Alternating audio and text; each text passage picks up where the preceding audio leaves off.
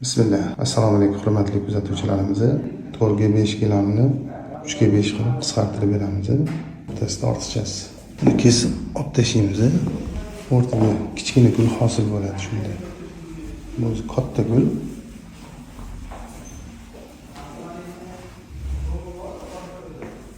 Abdullah ochinglar.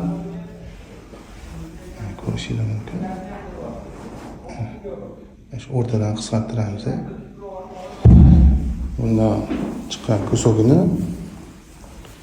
mana balkonchaga solib beramiz. Mana hurmatli kuzatuvchilarimiz, ishlarni bitirib oldik. 4 ga 5 gilamdan 3 ga 5 gilam yasab berdik. O'rtasidan olaman. Ko'rishingiz mumkin. 1 metr olib tashladik gilamni.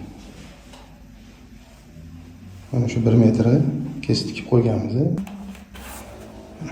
Ham chetlari tikilgan. O'rtasidan chiqqan kuzak.